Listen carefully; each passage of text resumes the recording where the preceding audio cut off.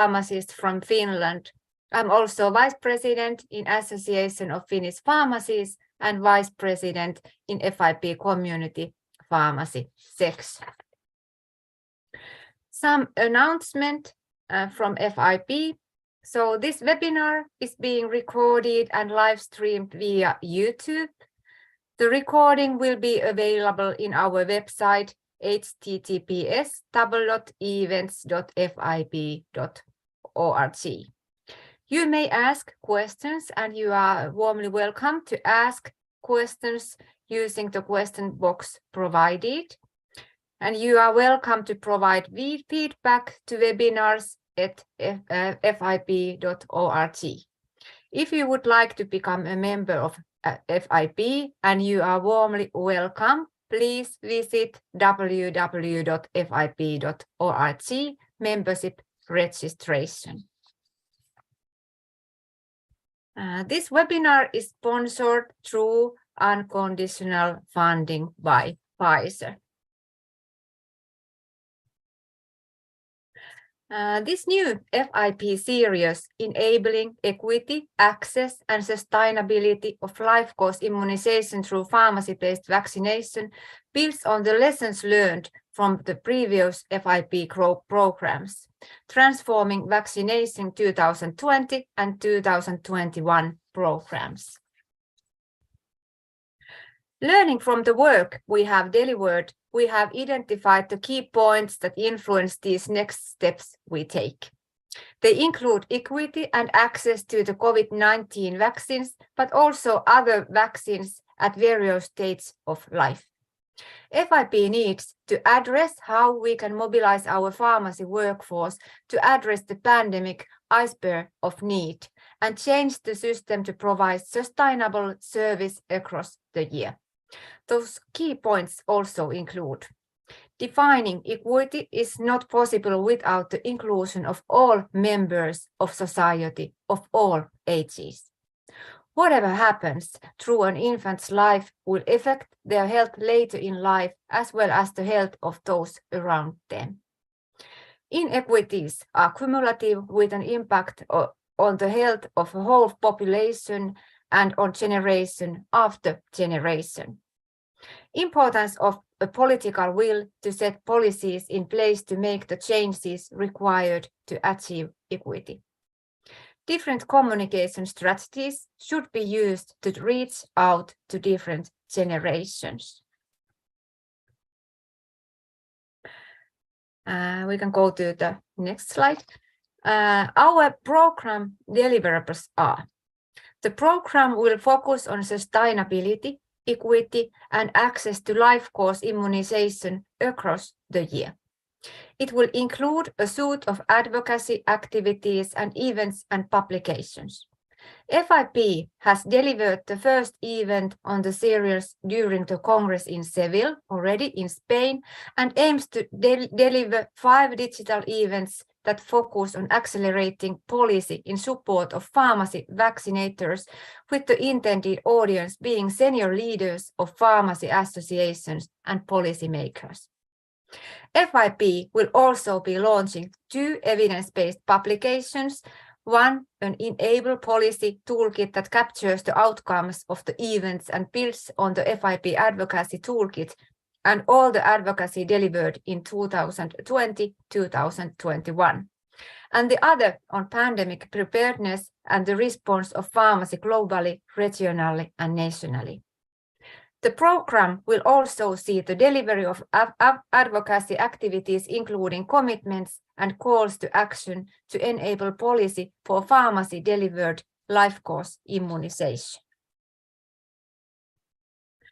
FIP is committed to supporting countries to develop policies that enable pharmacies and pharmacists to deliver integrated vaccination services throughout the life course and as part of wider national immunization policies. This event is delivered as part of a new FIP program supported by Pfizer, which aims to provide our members with approaches and tools for tackling key policy enablers that determine equity, access, and sustainability of pharmacy-based life course immunization. remuneration of pharmacy vaccinations is one of the key policy enablers of pharmacy-based vaccinations and thus life course immunization. FIP data shows that remuneration models vary widely across countries and regions. Understanding the different models and country experiences is key to wider implementation. This event will feature a number of pharmacy leadership bodies sharing their remuneration models and journeys for the benefit of policy enablement everywhere. So our excellent panelists today are Luis Lorenzo, who is president of the South and Autonomous Regions brand. He comes from Portuguese Pharmaceutical Society and is also FIP Professional Secretary. Susan O'Dwyer, she is Head of Governance and Pharmacy Service, and she comes from Irish Pharmacy Union. Sam Moodley, he is Community Pharmacist from Pharmaceutical Society of South Africa, and he is also FIP CPS Exco member. Ahmad Al-Rusasi, he is General Manager. He comes from Al-Noor Drugstore and from Jordan Pharmacist Association. And Eleftherios Marinos, he is General Secretary. He comes from Federation of Pharmacists Cooperatives of Greece. You are all warmly welcome today.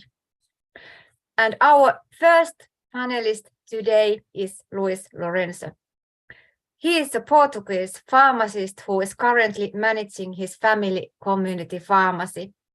He has created a research and development department in his pharmacy for the implementation of pharmacy services and the production of evidence with the project's results.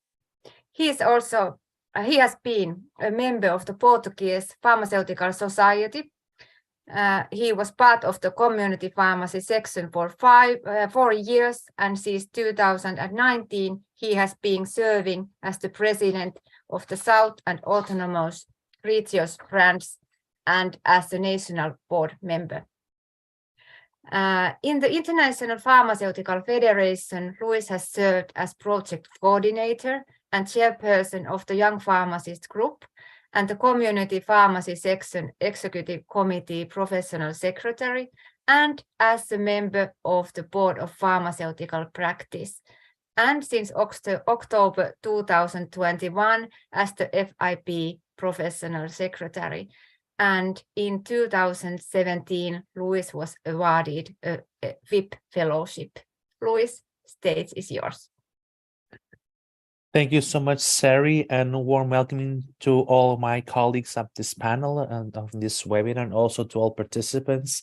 And thank you for the kind words. Please allow me just to address also some special words to Sari. I've been serving on FIP CPS, the Community Pharmacy section, for some years together, as well as Shem. We'll be actually sharing some thoughts in a while. As Sari has mentioned, I have this.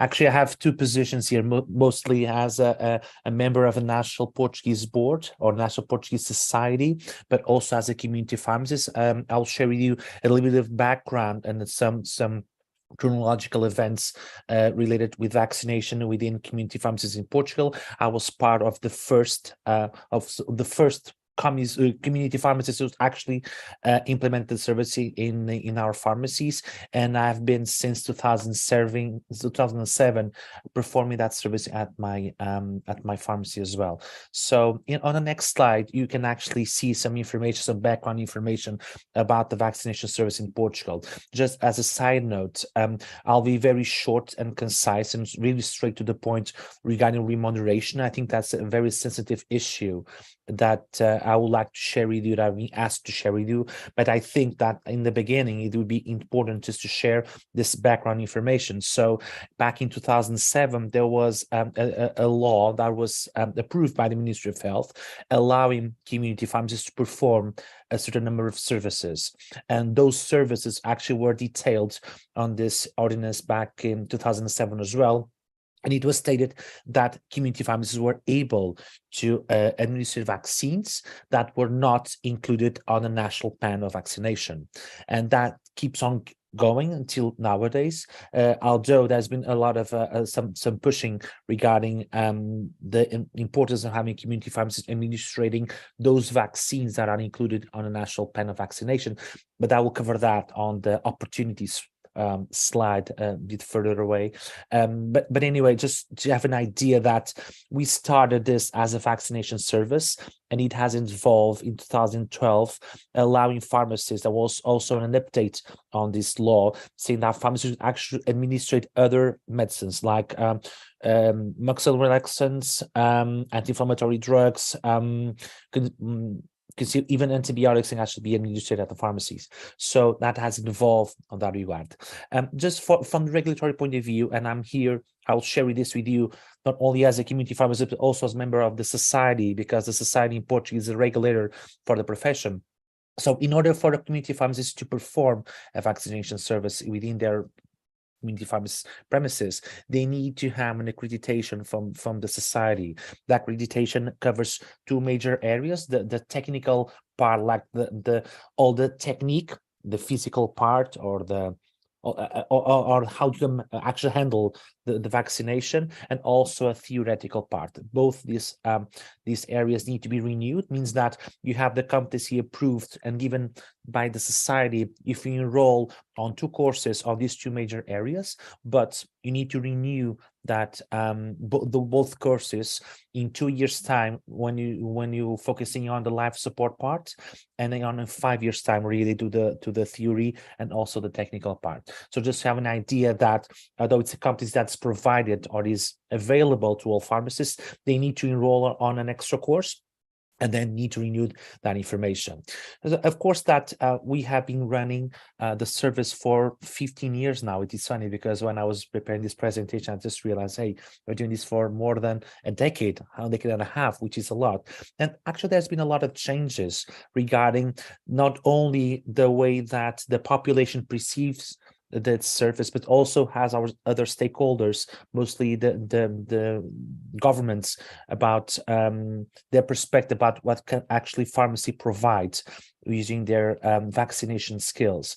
Anyway, there's an important point regarding sustainability, and I just need to go back to the title of this webinar, just speaking about sustainability. Although we have the ability to do a certain service, it needs to be paid, it needs to be sustainable. So on the next slide, I'll share with you what we have nowadays regarding reimbursement of the service. In a way, it's a state of art, what we have nowadays, but at the same time is also on chronological order, meaning that on the first step, on the first years from 2007 until 2013, we had the first scheme of reimbursement. I stated here the acronym SNS stands for, in Portuguese, Serviço Nacional de Saúde, which is actually the National Health Service. So for 5 years, roughly, how did this work out? You had to go to a doctor would give you a prescription, you would go to the pharmacy, you can actually pay for the pharmacy for the vaccine, and then you see the vaccine will have a reimburse of 37%, meaning that 37% of that vaccine price was reimbursed, was not paid by the patient, and the government would reimburse that to the pharmacies. But that's just the vaccine. The administration was paid by the patient. So that's first point, which is important to retain, is that that price is not set on stone. Means that each pharmacy may decide how much they will charge for that service. That still runs nowadays. So you can actually adapt yourself to the conditions. Imagine if you have more or less competition, it's a marketing decision or it's a business decision. Of course, it's always based on a technical issue, because the pharmacies that are administrating need to be they need to have the competency approved, or you have to have the competency registered at the society. However, from the payment point of view, it's up to the pharmacy to set that. And this scheme was the only scheme available until roughly 2012. But suddenly, and this is very interesting because the public service and NHS actually made this the first step to have the service implemented, but then the private sector got into the game, and then we had some partnered entities, for instance, big companies like the postal services, banks, or some retailers. What they started to do, they started to make the all sort of procurement of those vaccines directly. They would have all the schemes set, and then their staff can actually choose a pharmacy to get vaccinated, and then the vaccine will be sent to that pharmacy. And then their staff didn't pay a thing. They wouldn't pay neither the vaccine nor the administration, but the agreement was that there will be a payment of 2.5 euros per administration per each of one of those services.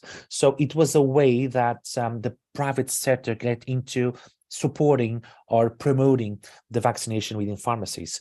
Then a few years later, roughly 2 years later in 2015, health insurance companies decided also to set an agreement with the pharmacies saying, hey, we can actually get the prescription for the vaccines, and then while the patient will go to their medical doctors or to the medical doctors running for these insurance companies, they actually have the prescription. They would come to the pharmacy, and then the same scheme as mentioned on the first one in green would be set, like 37% won't be paid by the patient, but the insurance company will pay a percentage, and that varies from the insurance company, of the other 63% that the patient had to pay.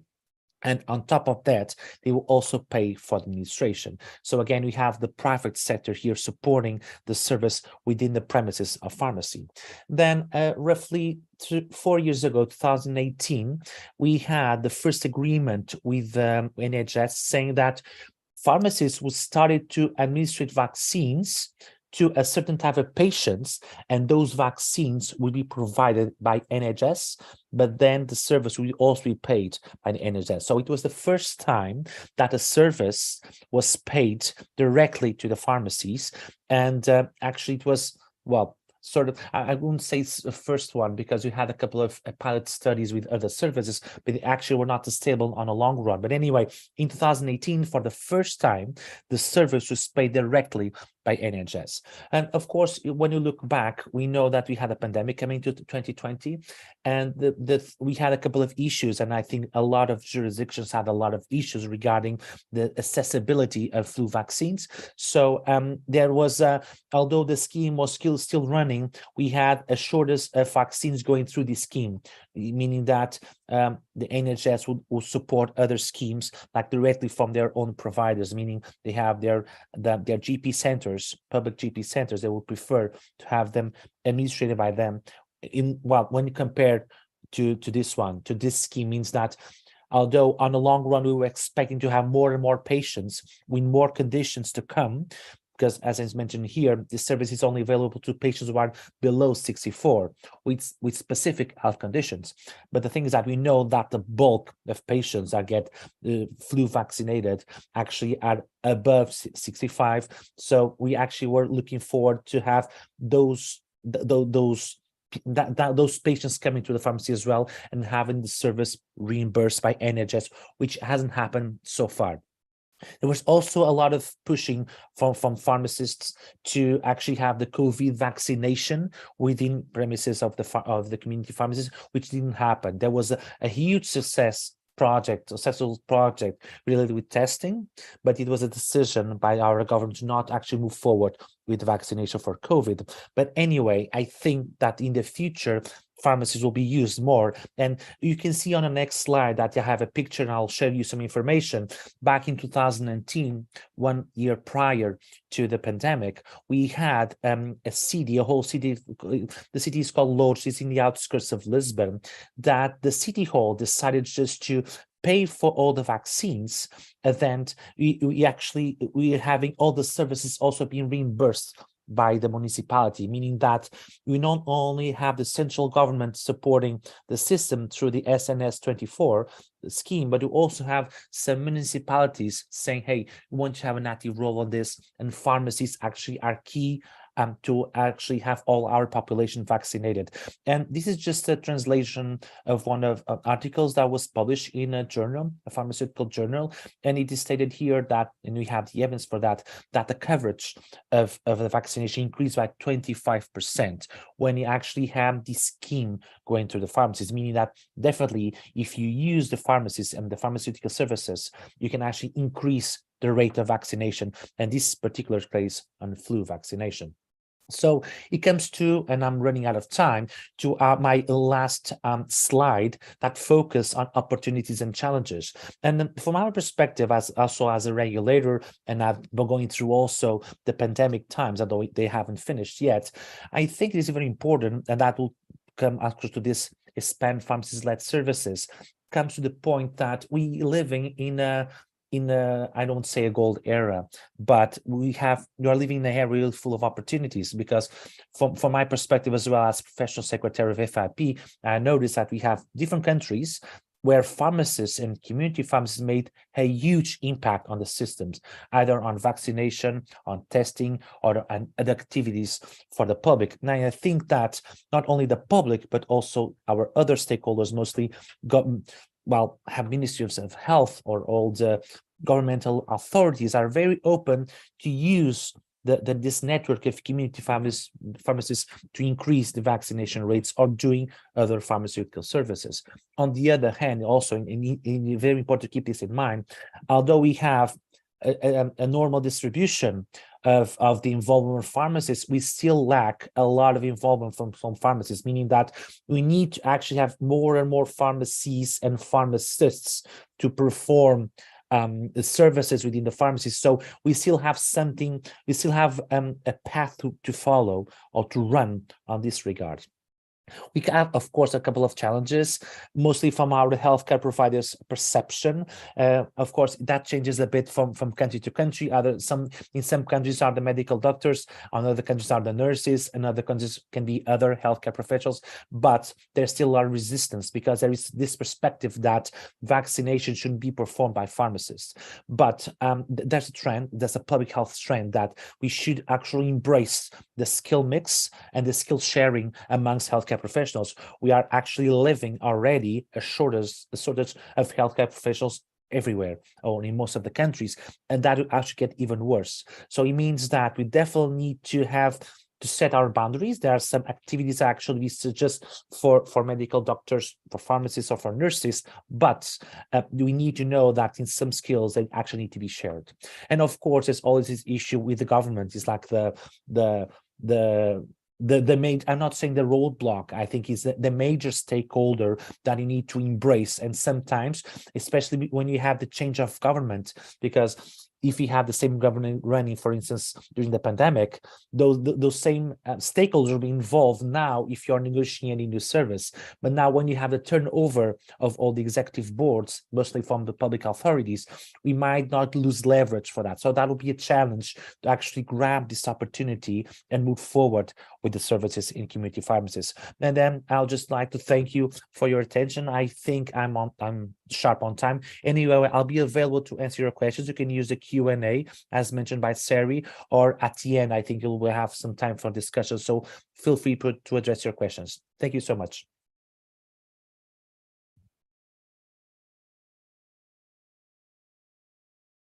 Thank you, Luis, your very interesting and valuable presentation. I guess that you will have a lot of questions and there will be a lot of discussion around this.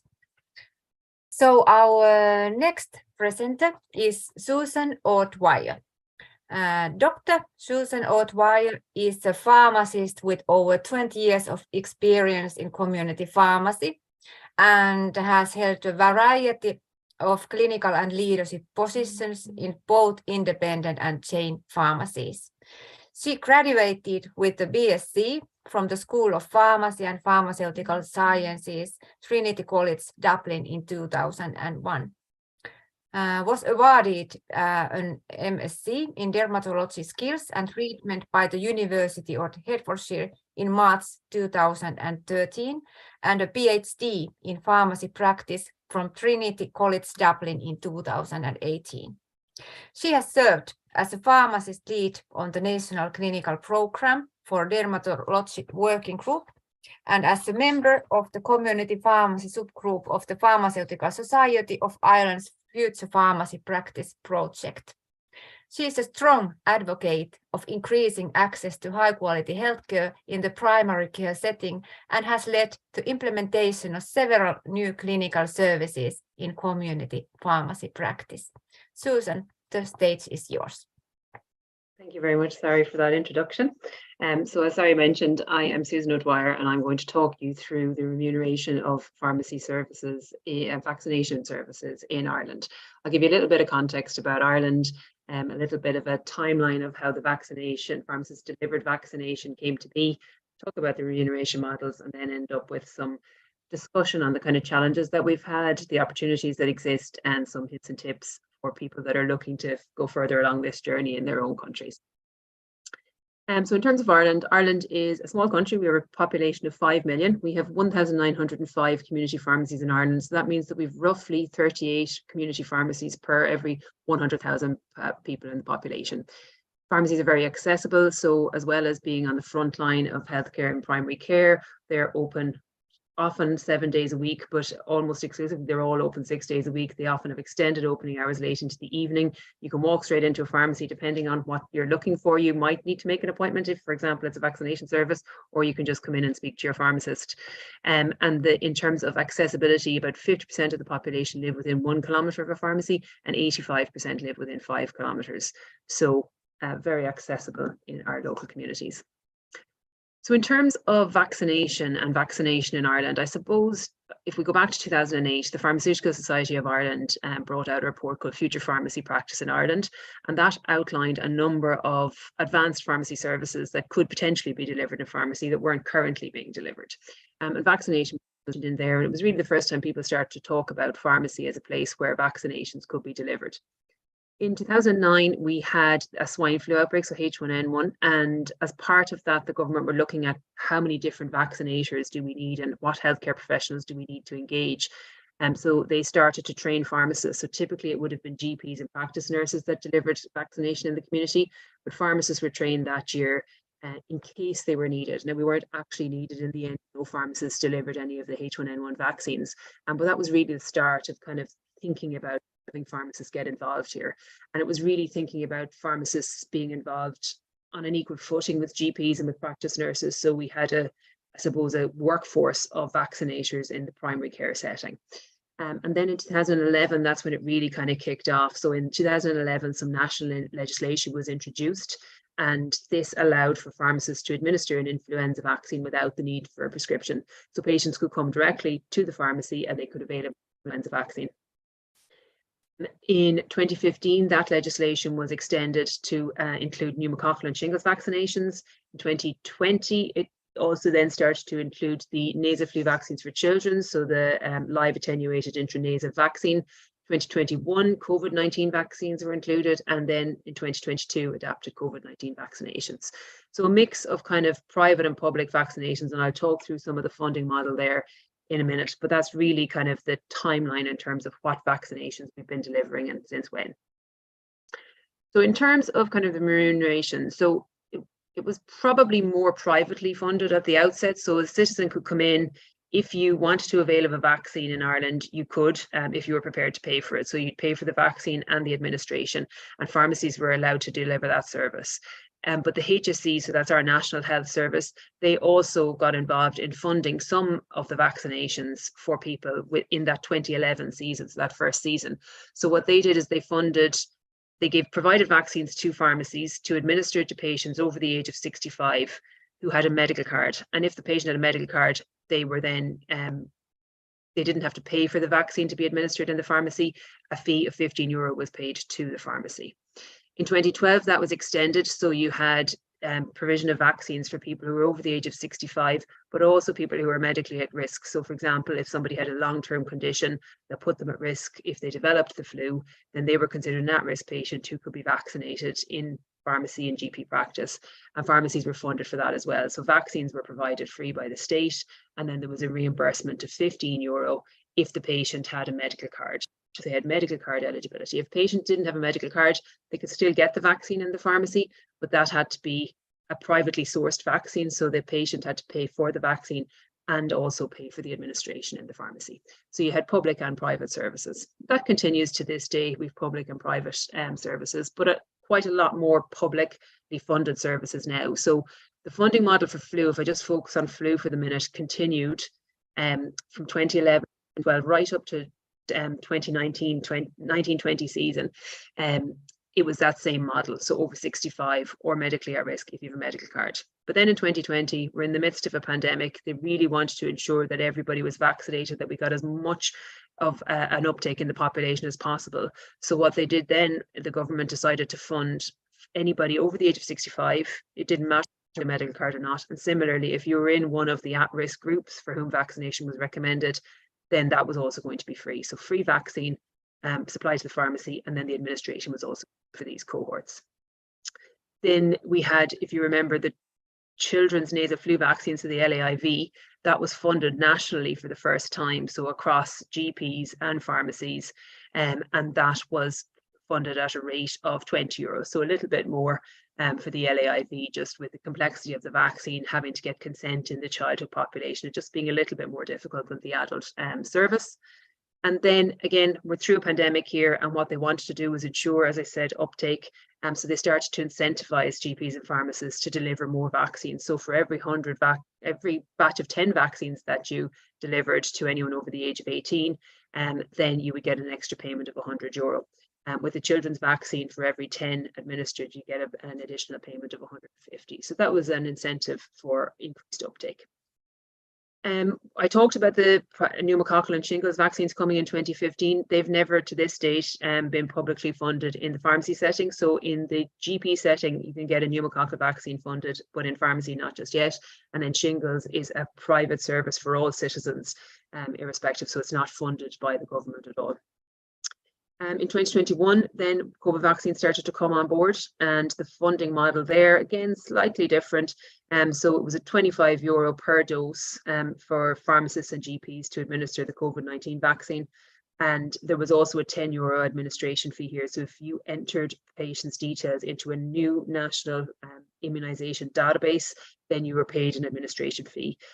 The administration fee for the vaccine, terms of actually giving the vaccine to patients, that was a little bit higher than for flu because of the complexities involved in the COVID-19 campaign, and the logistics there, the fact that you had to have stricter kind of storage requirements. The vaccines don't have as long expiry dates. They come in multi-dose vials as opposed to the single dose units that flu come in, and therefore when you open them, you have to have a number of patients in front of you to give that vaccine one after the other, and there can't be any wastage. So that's why the remuneration was slightly different there. And in 2022, we've got funding for flu and COVID-19 vaccinations at the same rates. We're still in this pandemic situation, ensuring uptake, it's still really important. So that's where those rates have stayed consistent. And then if you look at the kind of role of pharmacists and the kind of impact pharmacists have had in the vaccination program. So we think a lot about why were we involved at day one? Well, it's because there was a national target. Well, actually, there's an international target. The WHO set a target of 75% of the eligible population being vaccinated against flu. That was taken on board at European level, but also at a national level. So the policy was to ensure that we got at least 75% of the population that were eligible for flu vaccine vaccinated. So the more vaccinators that you have, the easier it is to reach that target. So you can see, if you look on the graph here, as we go through the years, the number of vaccines that are being administered by community pharmacists is growing and growing, but actually not at the expense of any other provider. Actually, the number of vaccines that are being administered in the country in a totality are actually increasing all the time. So you've got GPs doing more, you've got pharmacists doing more. So as a net result, there's more people being vaccinated. Last year, we had 1,600 pharmacies offering a flu vaccination service. So if you think back, with 1,950 pharmacies in the country, so very significant coverage in terms of pharmacies providing the service. And 20% of the vaccines were to adults were administered by community pharmacy. If you look at the children's cohort, so the live attenuated intranasal vaccine, 37.2% of all children's vaccines were administered by pharmacists. There's 385,930 influenza vaccines last. And to date, within the COVID-19 pandemic, we've administered it through community pharmacy over 1.1 million COVID vaccinations. So significantly contributing to the national campaign. And I suppose if I was to give 3 key pieces of advice in terms of what are the things to do, I think the first thing I would say is consider the national or international policy. So I talked a lot there about the vaccination targets and trying to increase uptake. And that was really important for our government. So that was the policy that we were rowing in behind. And it was about having vaccinators in the community on an equal footing. So having this professional service parity across the GP and community pharmacy space. And equally, when it came to COVID-19 vaccinations, there was also a third outlet for vaccination, which was these mass vaccination centres. But all of these services being equal, I guess, and in considering that national policy and understanding or getting yourself involved in that policy is very important. I think the next thing I would say is just make sure you have a very high quality service that is very patient centred. So our national legislation, I suppose, dictates what training the pharmacists need to do. And we have an upskilling element, but also an annual reskilling as well. We do vaccination training, but also the training around dealing with anaphylaxis and administering adrenaline. So pharmacists can also administer adrenaline in Ireland without the need for a prescription in order to support that eventuality should it happen in the setting. So having a high quality service, making sure it's really professional, patient safety is at the heart of it, and then you will have citizens as advocates. These citizens can access the service at a time that suits them, in a location that suits them. You increase accessibility, you make things more convenient. So therefore, you've got further advocates that can speak to governments. It's not just you, but you've got the citizens saying this is something that we want and need, so please continue to allow this to be provided. And then I'd also say don't be afraid to get this without public funding. So yes, we've public funding for a number of our vaccination services, but at the outset with flu, it was predominantly privately funded in those initial years, much more publicly funded in recent years. There's still a large private market, and there's a large market like with businesses, like Lewis had mentioned in Portugal. And then you've got the services like the shingles and the pneumococcal vaccinations that are privately funded, and we have patients coming to pharmacy again because it's accessible, it's convenient, and it's a location that they want to avail of a vaccination in. And even more recently, we've got pharmacists delivering other types of vaccines, so HPV vaccination and travel vaccinations. That's on foot of a prescription from a doctor where there's an administration instruction. So again, no public funding for that currently, but actually if you get started with a private service, good and robust, get your citizen advocates, then who knows where that might lead into the future. So in terms of having pharmacists and vaccinators, there's benefits across the community. So you become very skilled in, I suppose, promoting those health promotion messages, tackling any vaccine misinformation, vaccine hesitancy. Pharmacists, GPs, there's consistent messaging across the community, and there's more people advertising their services, so people become more aware that services are available and actually that there's a need to get vaccinated, and that can all help in increasing uptake. I've talked about accessibility, and pharmacists, in terms of their skills and the professional service that's delivered, do it really well. And then our ambition here, and I think an ambition for pharmacists across the world, but in Ireland, what we want to do is increase vaccination rates in the target population. We want to continue to support the National Immunisation Office in their ambition to get more people vaccinated, but also ensuring a consistent message, getting the right messaging out there and tackling any of these vaccine misinformation that can go on. One of the things that we see at the minute, and it's a little bit of a challenge for us, but where we'd like to get to is we'd like our pharmacists to come out of their undergraduate program actually fully trained as vaccinators. Currently, it's not a core competency at undergraduate level. You have to come out, get on the register, and then do additional training. And that can sometimes make it feel like it's an additional service or something different. But actually, if we could get that into the undergraduate program, that would be real help. And that's an ambition for us into the future. We have 1,600 pharmacies providing the service. We want that to continue. We want to have universal service throughout the communities in Ireland. And we also want to be able to help international colleagues. So we've come on a long journey, and we have lots of, I suppose, experience in this area. So we're very happy to help out and to answer any questions. I can answer any questions at the end of this session, but I'll also put up my email if anybody wants to contact us directly to kind of understand a little bit more about the journey in Ireland.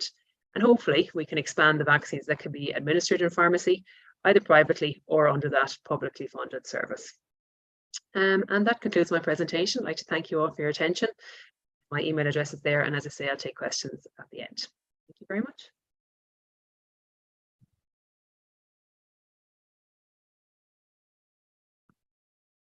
Thank you, Susan, for your very valuable and very interesting presentation.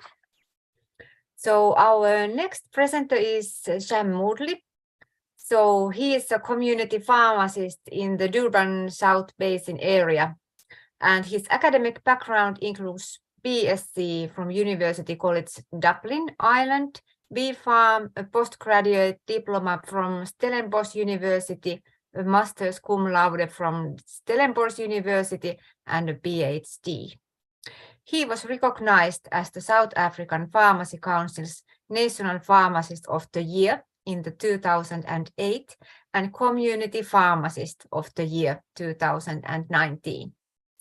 Served as elected member of the South African Pharmacy Council 2013 and 2018. Now he is Vice Chair in Independent Community Pharmacy Association, Pharmaceutical Society of South Africa EXCO member, and also FIP-CBS EXCO member. And I'm happy to work with him there. Sam, stage is yours. Thank you, Sari. Thanks for that introduction. And it is a real privilege to offer some view from South Africa on this important subject matter. As you heard, I'm a community pharmacist, and I'm also the vaccine lead on the COVID-19 vaccine program in South Africa, representing pharmacy across all sectors. So let me jump straight into my presentation. And I'm not going to tell you about South Africa. What I'm going to do is use this opportunity to invite you to South Africa for 2024, where FIP will be hosting in Cape Town. So you're certainly going to learn much more about us then. So we've been fortunate in that we've been vaccinating in various forms from at least for 22 years. So we've got quite a bit of community pharmacy experience and experience across the supply chain around the issue of vaccines. Let me talk specifically about the funding program that we have. There's various types of programs that pharmacists are involved. The first is the state or somebody that is insured privately, and the participation by pharmacists is as follows. If they are administered by the state, they're fully paid in the public hospitals and clinics, but there the pharmacist's involvement really is around the cold chain management and making sure that those vaccines get safely to those patients or wherever it's being administered, mostly by doctors and by clinic nurses. In the private sector, we have a model that talks to a private-public partnership, and it's actually in one province that we started to test in 2019, just before COVID came through, and that's in the Western Cape, where the state provided the necessary vaccines and pharmacy administered it and charged a fee for service. The vaccines were provided free of charge for any patient that wanted to utilize the service, and the patient paid the administration fee to the pharmacy directly. The third model is a private funded model where if you are on an insurance scheme, they provide for various types of vaccines in the private sector that a pharmacy can order and store. Some of them require a doctor's prescription. Some of them, like the flu vaccines, you can administer directly through the pharmacy. And what happens here is that the funder, the insurer, pays for the administration of the process together with the vaccine itself. The last model is the out-of-pocket payment, where vaccines can be administered by the pharmacy. A flu vaccine, for example, the patient will pay both for the vaccine itself and for the service. So let me move next then into the area of how this model works. So the pharmacy-based vaccination program is worked on a cost-plus model. So what that means is that the first portion that is paid is the cost of the vaccine itself.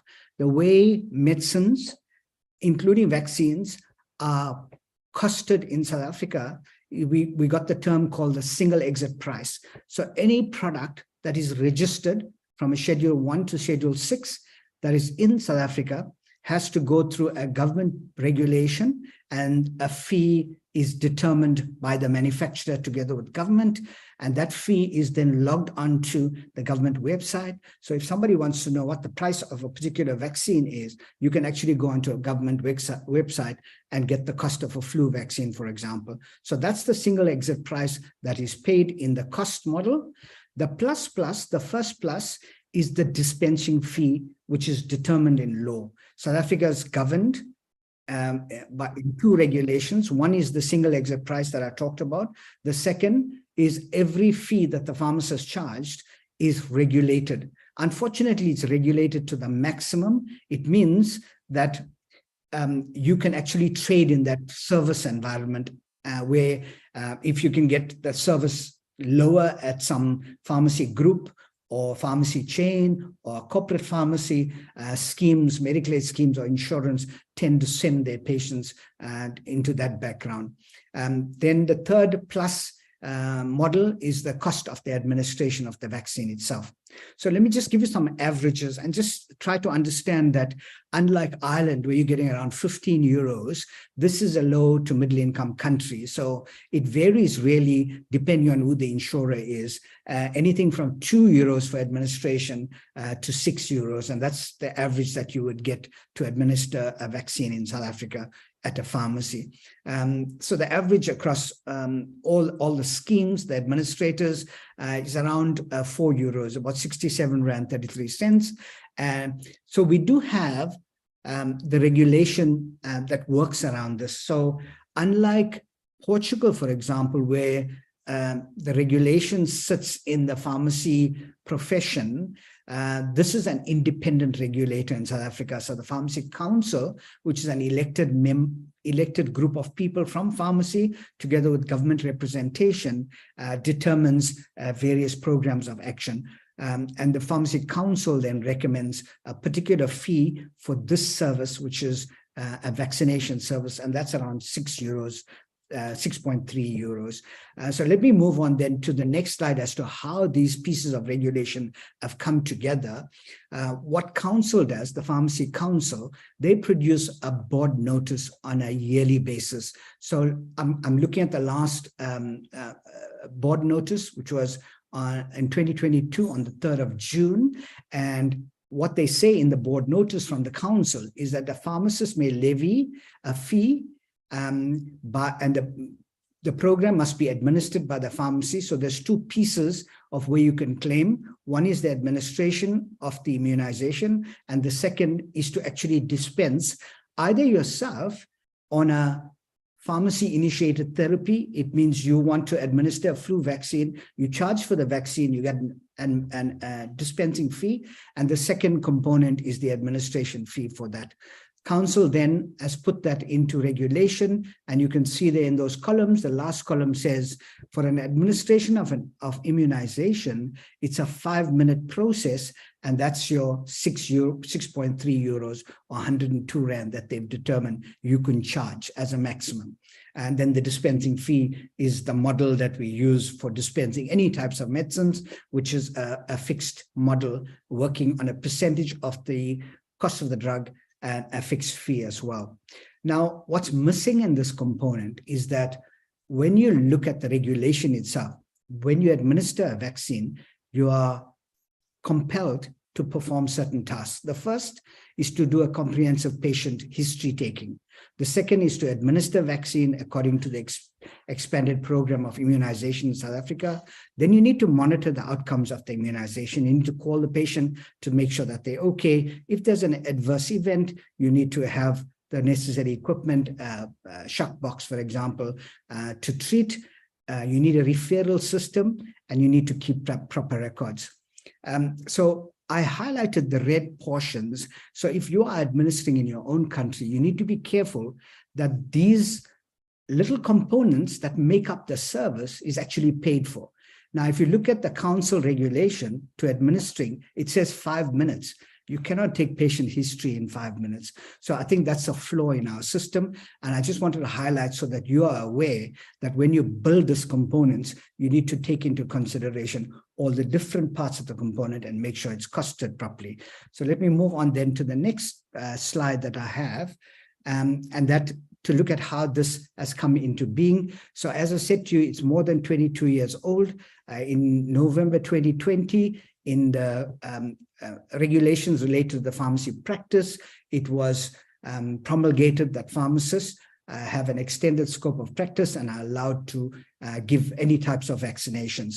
The second is that in the good pharmacy practice, there's some guidelines on how to provide that service, which I talked about in the earlier slide. There's then the requirement that you complete the supplementary training on immunization and injection technique. You obtain a Section 22A15 permit, which then, this you get from the Department of Health through the Pharmacy Council, that allows you to acquire, possess, supply these vaccines, and also to keep the other products that you might need that might be higher than a Schedule 2 for the shock box, for example, and to perform the consultation and in an approved setting. That's the requirements that every pharmacy in the country is that's vaccinating should be doing. Next slide, please.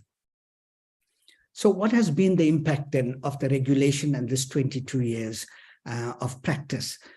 So government, as I said, in one province, had great success in that they allowed us to use their vaccines and to charge for a service fee. Other provinces, we're still struggling a bit, but I think the COVID vaccine program in the country has elevated pharmacy into the next level. And all the different provinces, we have 9 provinces, are really looking at this and seeing how they can utilize pharmacy.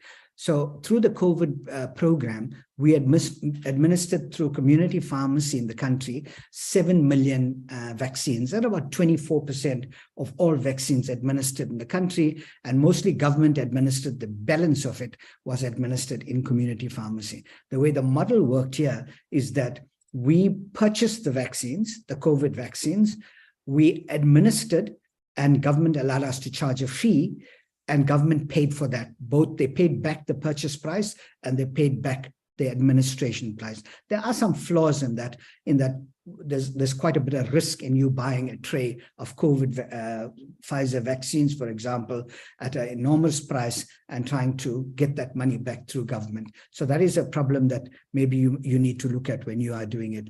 And annually, for the last 20 years, we've been administering the flu vaccines, and on an annual basis, it's not a big uptake in the country, unfortunately. Very small percentage of population accepts the flu vaccine for some reason. Pharmacy does around 1 million vaccines a year. So certain vaccines are not routinely included in the state packagings, for example, and this you can acquire in the private sector, and patients can either pay through the insurance or pay through out of pocket. And some of these will be the MMR vaccine, the chickenpox, the HPV, for example. Although the state provides most of this now, today, you can still get that in the private sector. And then obviously travel vaccines are privately acquired, so you can't get travel vaccines in the state sector. Next slide, please. So suppose to talk about what you need to do as a country if you are not vaccinating already to prepare. One is to ensure that the issue of training and competence exists in your country amongst pharmacists. So to build that in immediately, because as you see, the COVID vaccine program was a sudden program that came up, and pharmacists, because in this country we were able to do it, we were called upon to administer. Actually, the GPs refused to do the COVID vaccines, and pharmacy was a key supplier in the private sector of these vaccines. The second issue is to ensure that the undergraduate program, which we don't have currently in the country, that the pharmacists that are coming out with a BPharm degree already have the necessary skills and are able to perform this without it being an extended program where, for example, now we have to go and train and get a certificate to do it. I think every country should ensure that their BPharm undergraduate degree has this built into. The third is to advocate with the regulator, especially the Pharmacy Council, and of course with government, to include this, including an appropriate fee for this service. If you don't build that in, you're going to lose out as a profession. And we've seen that it's quite complicated when you're dealing with government in a pandemic and you're fighting about money. So just make sure that that is included in your building of your model. My last slide then is there are just some main opportunities and challenges that you may face. So the first opportunity we found was from the pandemic provided us with the fact that we were ready. We went to government and said, we will do this. And we did 7 million vaccines. And I think pharmacy is viewed in a totally new light by the Minister of Health, by Parliament, because a lot of the parliamentarians, for example, went to the private sector and got their vaccines rather than in the public hospitals, which is always crowded in a low to middle income country. So be ready and be prepared to take on this challenge. This is an opportunity for new professional income related to services rather than just the dispensing function. So some challenges that you want to include and be aware of is that it is important to include the additional consideration in the administration fee. And this is, for example, where we missed out on patient history taking is a component on its own. It needs to be built in. Some of the consumables might be left out. So make sure that your line items contain the consumables. And then the safe disposal of these medical waste. I mean, think about COVID vaccines, 7 million vaccines. You're talking about 7 million syringes, 7 million needles, and a whole lot of other ancillaries. So the cost of all of that was borne by pharmacy because we didn't include that into the big picture. And then the last one is to define the true cost of immunization per line item, especially if you're looking at a pandemic situation and you're working with the department, your Department of Health. There needs to be a claiming process. And pharmacy today is stuck with a lot of administration costs around the claiming process. So those are some of the challenges. And I think if you build that into your system, you'd be able to overcome this. And I think we continue to learn, and we will build a future with making sure that these are all taken care of. And I think that's my concluding slide. If you can just move on to the next. Yeah, thank you very much. And thanks for listening. That's my email address and my WhatsApp number. You're welcome to contact me if you need any information from South Africa. Thank you very much. Over to you, Sari. Thank you.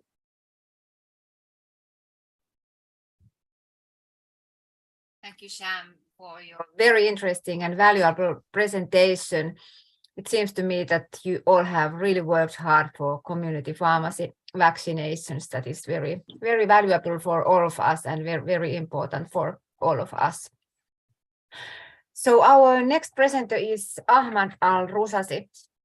Dr. Ahmad holds a master's degree and a bachelor's degree in pharmacy, as well as a diploma in regulatory affairs. He also holds several certificates in pharmacy practice. While in Canada, he received 2 awards of excellence in 2004. The first one is the Distinguished Pharmacy Practice Award, and the second is the Honorable Best Pharmacist Technician Team. He still is practicing pharmacist in Canada in addition to his current job as General Manager for Al Noor Drugstore. He has been a Pharmacy Faculty Council member in Charga University from 2015 to 2017 and in Hastings University from 2018 until now. He is member of the WHO and MOH Jordan Head Steering Committee, Awareness Committee, and Optimized Antibiotics Use Committees. He has participated in developing several pharmacy practice books through the Good Pharmacy Practice in Jordanian Pharmacist Association. Ahmad, stage is yours. Thank you. Thanks for everybody. Thanks for the FIP and the organizer for giving us this opportunity to share with the world. As a member of Jordan Pharmacy Association, just want to tell you a story, actually, a very good one, the success story of adopting the immunization service for pharmacists as, I would say, first of all, proved service by the authority and in somehow a paid service. Let's go to the presentation, please.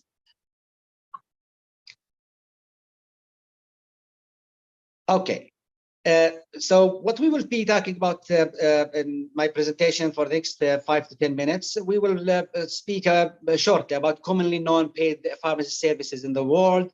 And then after that, we'll go through the Jordan case and roadmap in immunization services.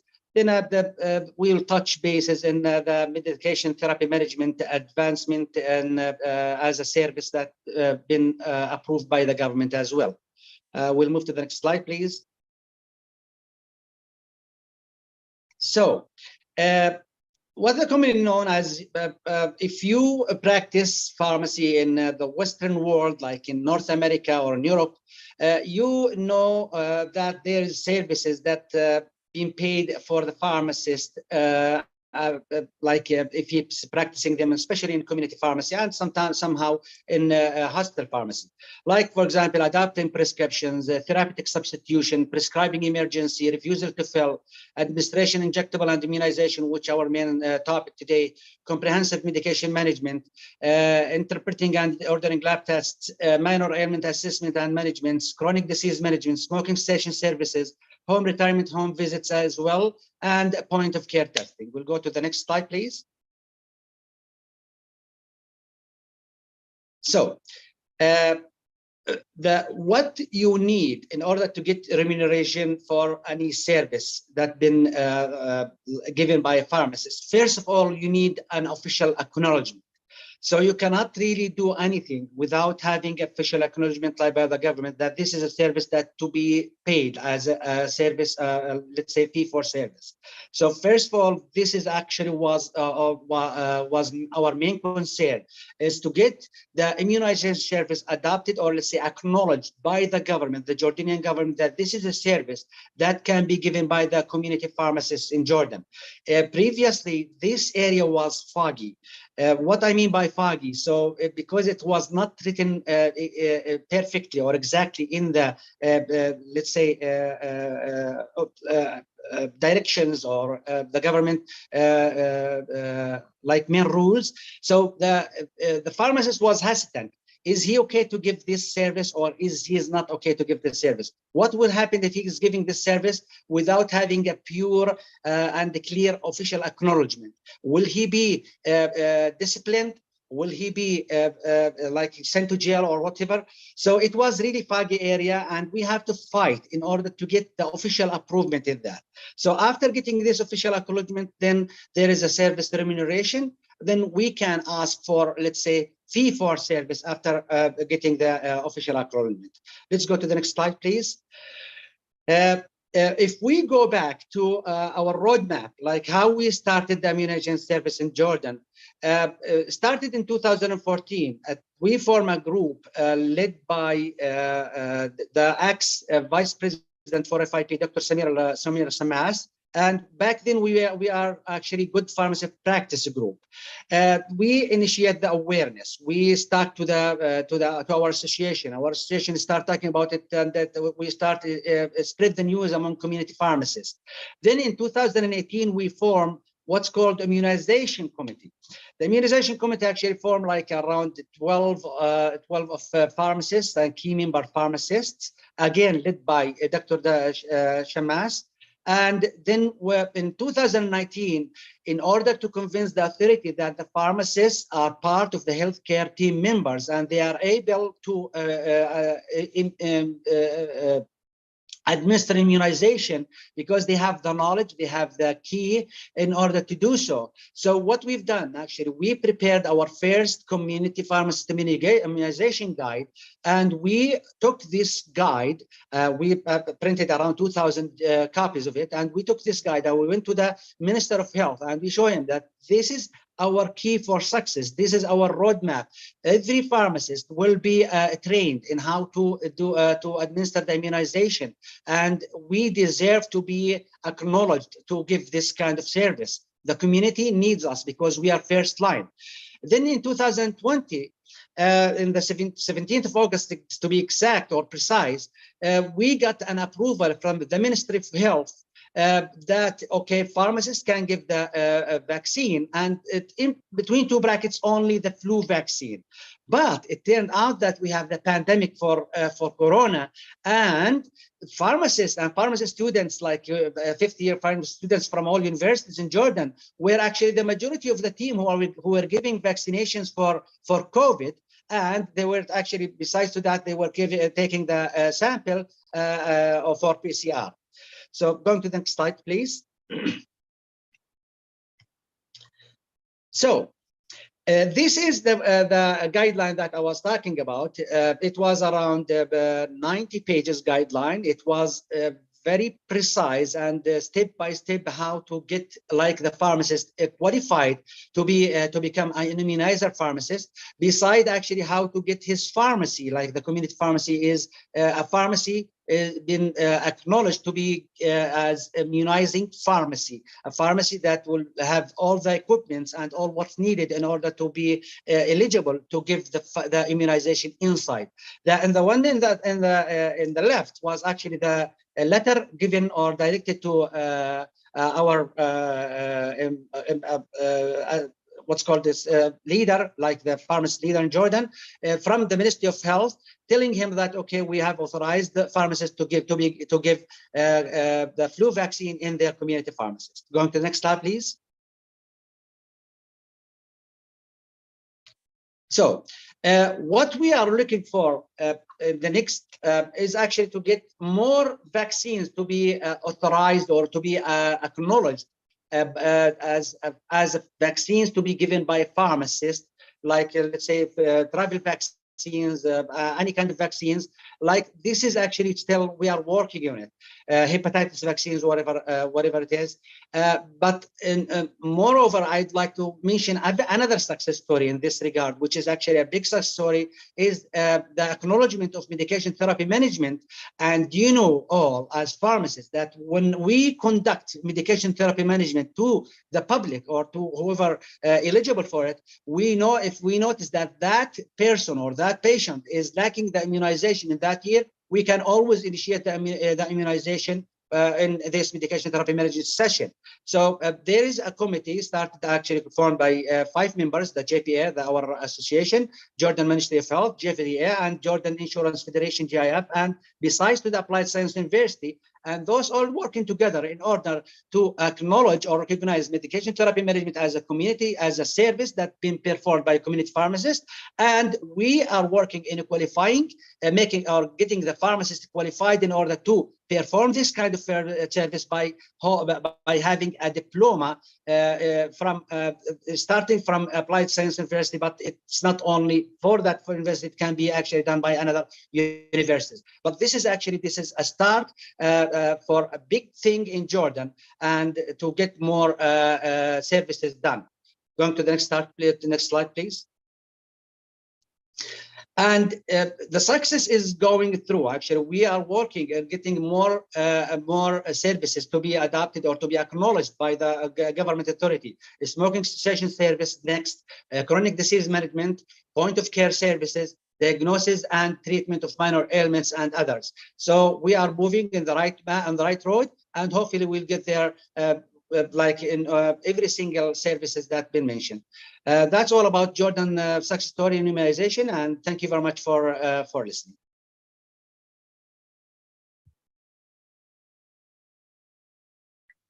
Thank you, Ahmad, for your very interesting and valuable presentation. So our next presenter will be Eleftherios Marinos.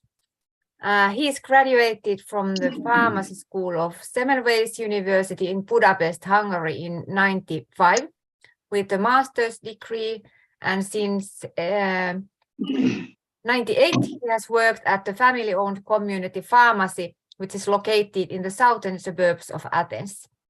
In 2001, he completed his postgraduate studies at the University of Athens, Greece, by receiving master's degree in marine pharmacognosy. In 2006, he completed the special course for pharmacists at Athens, Greece, University of Economics and Business in the field of business administration. He is the author of Pharmacology in Everyday Practice, a book which was published at 2009. From early 2015 to 2018, he served as the president of Hellenic Society of Ethnopharmacology, which aims in promoting information and understanding about people's use of plants, fungi, animals, microorganisms, and minerals, and their biological and pharmacological effects based on the principles of science. From 2015 to 2017, he served as a board member of EOF, the Greek National Organization of Medicines. Since 2018, he serves OSFE as its general secretary, as well as PROSCIFAPE, which is the biggest pharmacist cooperative located in Athens from the same positions. Stage is yours. Thank you, Sari. Thank you for your kind introduction.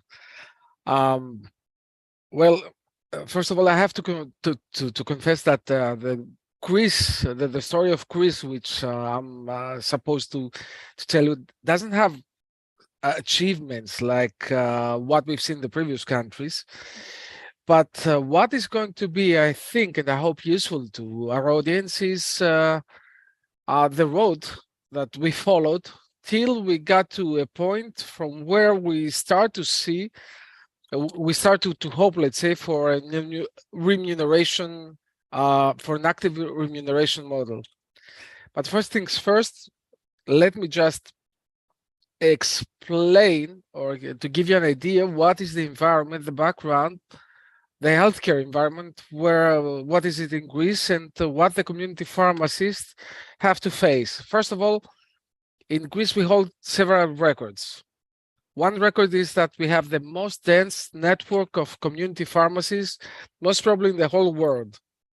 The only one that outperforms Greece is Vatican, because the population of Vatican is around 800 people, and they do have one pharmacy. So if you just check the bars, you will see that Greece, which is the red bar, has 10,420 pharmacies, community pharmacies, and a population of 10 million people, which more or less makes means that there is at least there is a pharmacy per 1,000 inhabitants.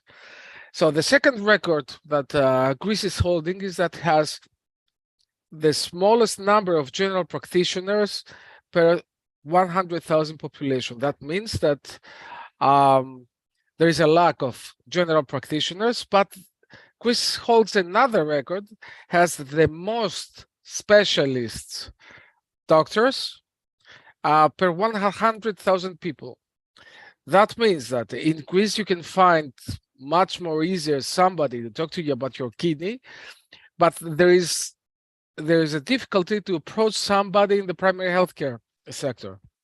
So I'm saying that because the peculiarity of Greece is that all these years, because there was, let's say, fragmented primary healthcare, and for the most of the years there weren't any institutions, working clinics or whatever inside the community. Community pharmacists were performing the most of the tasks that primary healthcare needs. So which means that for vaccinations, at least for adult vaccinations, the vast majority of them were provided by the community pharmacists all these decades of the modern history of Greece, even though that, at least till recently, there wasn't an official training of community pharmacists in providing vaccination. So we were in a very peculiar situation where the everyday practice wasn't, let's say, legitimate, and there wasn't an intention to be legitimate. So what about immunization rates in Greece? Because the force that drives legitimizing, let's say, community pharmacists to provide vaccination is that they are pretty much capable of increasing vaccination rates for reasons that we'll see further down as the presentation unfolds. So Greece is considered to have a high immunization coverage, and say considered because we don't have registries so far. And electronic registry is under construction. And we do see a role for community pharmacies by in this registry by providing information to the system. But this is going to happen most probably in the near future. So we do have a very well vaccination coverage for toddlers, for 2-3 years old toddlers, and we do have, let's say, not very it's not, let's say, the coverage is not good at the Romani tribe, for instance, or at a special population like teenagers, or whenever there is a second dose, because usually the second dose is missed. So all these are areas where community pharmacies are more than valuable if the government, the state, the ones that design the health policies in Greece want to increase the vaccination rates. And this is where community pharmacies enter. So about Greece, after almost a decade of effort, at 2019, it was granted the right to vaccinate, but just for flu and for providing tetanus antitoxin, not tetanus vaccinations. This was just granted in 2019. So far, there was no, and there is no remuneration scheme for immunization, not an active one. But the only thing that the community pharmacists are paid for so far are that the vaccination appointments that they can set, let's say, for somebody to go and get vaccinated somewhere else, because the vaccination for COVID right now in Greece is taking place in certain locations scattered all over Greece. Okay, the accessibility to this location is not that easy most of the time, because the landscape of Greece is rather rough. So that means that if somebody lives in a rural or in a remote area, it's rather difficult to go there. But and this is about to change, hopefully. But anyway, the only thing that the pharmacists are remunerated concerning vaccinations so far is this setting of the appointment, which is just €1 plus the VAT. But even in order to be able, the community pharmacists in Greece to be, let's say, to have a legislation, at least for this, for flu vaccination, a lot of things had to be done, which, as I already said, took 10 years. It was 10 years effort. And in order to make myself more useful to the audience, I'll just tell you in a nutshell what we did and how we did it. First of all, we set a strategic target, which wasn't the vaccinations, actually. It was to legitimize the injecting practices that community pharmacists had in Greece. That means that in Greece, as I told you, because of this lack of primary care institutions, most of the things that primary care needs are provided by the pharmacy, especially for injectables. So the idea was that we have to legitimize that practice. So in the tactical planning, we chose the easiest step, and the easiest step was flu vaccination for two reasons. The one is that the number of flu vaccinations per year is too high. More than 90% of flu vaccinations are provided through community pharmacies, and has to be performed in a short time. That means very few months. That means that community pharmacies in a country with no certain primary care institutions, providing flu vaccination without community pharmacy was impossible. So that's why that step was chosen. And then we started to identify which were the specific constraints. And the specific constraints in case of Greece, I don't know if this is happening also to other countries, but for Greece, was actually the overlordship of physicians. Really, this was the main concern, the main constraint, because you have to also think that the second profession in parliament members, first are the lawyers, and the second are the doctors. So it's very difficult because they are very sensitive in whatever it might trigger their instinct and think that they're losing something. Actually, they don't lose anything. But the idea that community pharmacists would be provided with the right to immunize, it was something that they were really against. So we tried to find allies, and we did it. We found, academics in health economics, as well as some primary care supporters, that really helped us in influencing politicians. And we did that with just talking to them with common sense, rationality, as well as providing data. So what we did, why you need community pharmacists to perform this kind of vaccinations, and so on. And the final step that really played a role was that we stayed very close to the whole process till it was voted by the parliament, because sometimes a lot of things can happen even till the last moment. So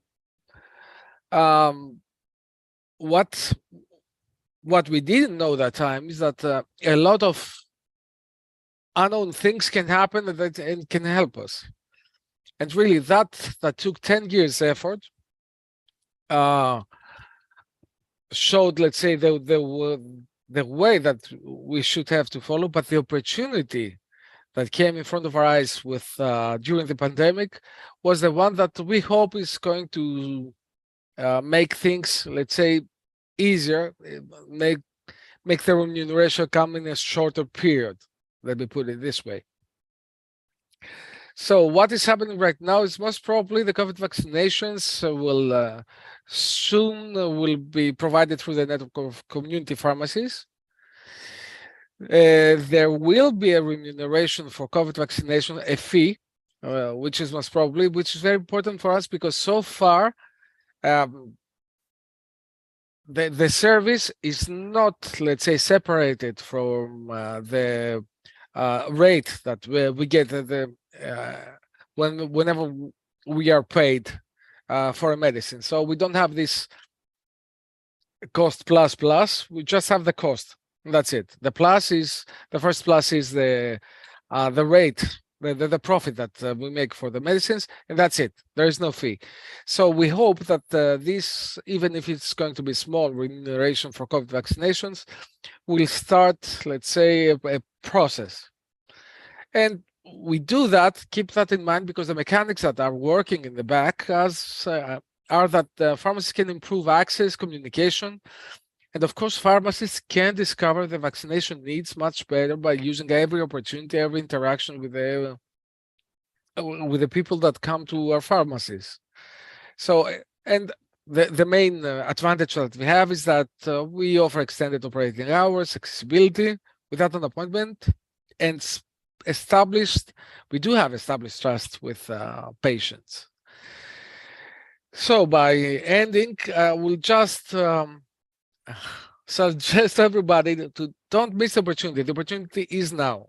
I don't think that we will ever have a better opportunity, we as community pharmacists, to get or to be granted rights that for things that we already done, to get remunerations for services, not only vaccination, but for everything. And we do have this opportunity because of the pandemic. We didn't know. And as John Maynard Keynes, the expected never happens. It is the unexpected always, and it is the unexpected in this particular case that is going to help us. Thank you very much.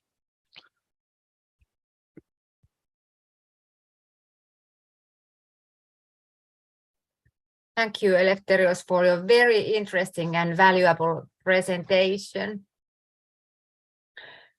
So now I think that it is time for our panel discussion.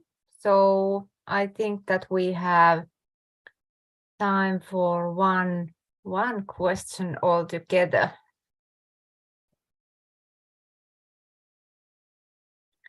So here we are.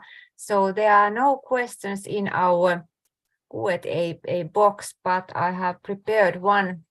You really had very nice and interesting presentations. I also learned a lot, and I noticed that you really have done a lot of work for the community pharmacies in your countries. You really have worked hard, because in Finland we are not allowed to vaccinate in pharmacies yet, although we would like to. But we have discussions all the time going on, and this was also a very good learning lesson for me and for the Finnish. So one question, I think that I will ask Susan now. So what kind of future you see for the vaccination services in community pharmacies? So what do you think that the situation is after 10 years? What kind of situation will be in Ireland after 10 years? What do you do in pharmacies? Well, I guess at this stage, we're vaccinating for a little over 10 years, so almost 11 years. And it does take a bit of time. So you see it starts small, you've got private model, you've got a small number of people coming and being publicly funded. We could do flu, then you expand it out. So I would like to see that all pharmacists coming out from the undergraduate program are trained and they're ready to go from the minute they are on the register, that it's just a core competency for pharmacists, that there's more vaccinations. So pharmacists have proven that they can skill set to administer the vaccines. They know how to learn the clinical skills around the individual vaccines themselves.